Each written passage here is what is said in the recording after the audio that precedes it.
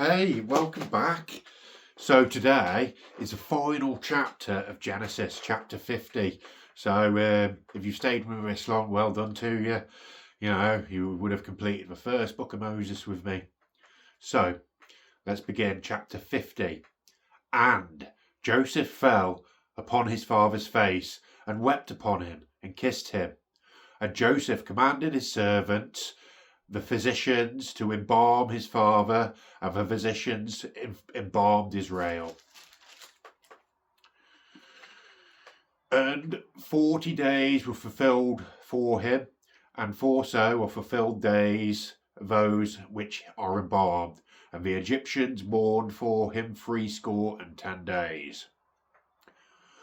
And when the days of his mourning were past, Joseph spake unto the house of Pharaoh, saying, If now I have found grace in your eyes, speak, I pray you, in the ears of Pharaoh, saying, My father made me swear, saying, Lo, I die in my grave, which I have digged for me in the land of Canaan.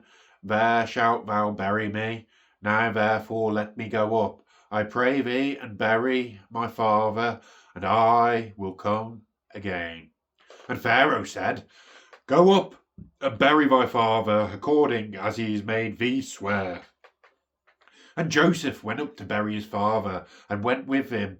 Went up all servants of Pharaoh, the elders of his house, and all elders of the land of Egypt, and all the house of Joseph, and his brethren, and his father's house, only their little ones, and their flock, and their herds, they left in the land of Goshen. And there went up with him both chariots and horsemen, and it was very great company.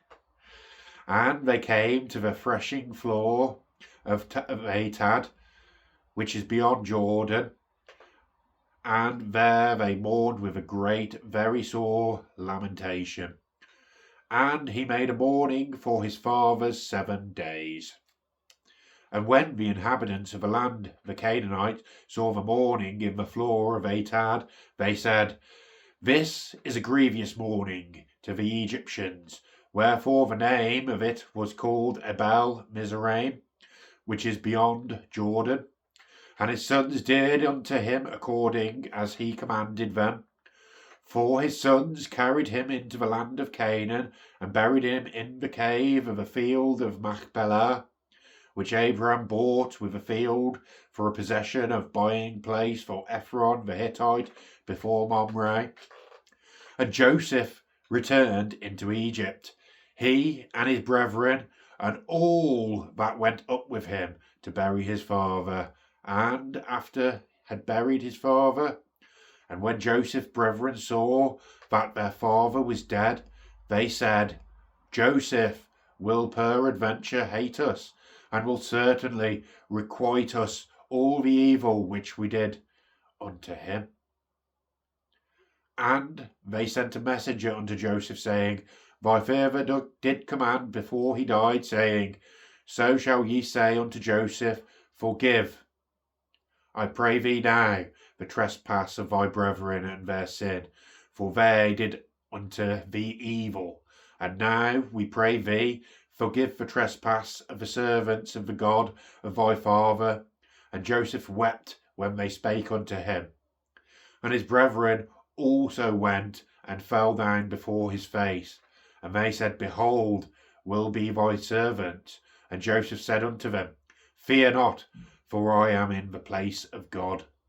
But as for you, ye thought evil against me, but God meant it unto good, to bring it to pass as it this day, to save much people alive. That's very valid. Now therefore fear ye not, I will nourish you and your little ones. And he comforted them, and spake kindly unto them. And Joseph dwelt in Egypt. He loved his father's house. And Joseph lived 110 years. And Joseph saw Ephraim's children of the 3rd generation. The children also, Machir, the son of Manasseh, were brought upon Joseph's knees. And Joseph said unto his brethren, I die, and God will surely visit you, and bring you out of this land unto which he swore to Abraham, to Isaac, and to Jacob. And Joseph took an oath of the children of Israel, saying, God will surely visit you, and ye shall carry up the bones from hence. So Joseph did, being 110 years old, and they embalmed him, and he was put in a coffin in Egypt. That was really quite nice.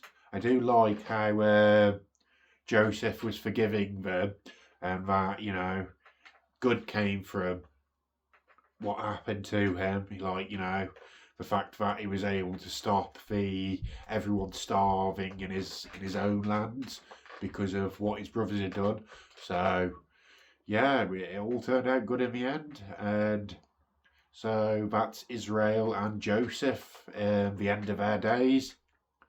Joseph, I loved that story of Joseph. It always made me feel happy as a child. That's why I wear, like, you know, the colourful clothes and stuff.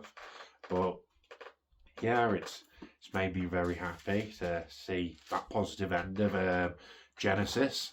I mean, except for the death of Israel and Joseph, but you know, the fact that he forgave his brothers and everything before the end. And okay, thank you very much for joining me.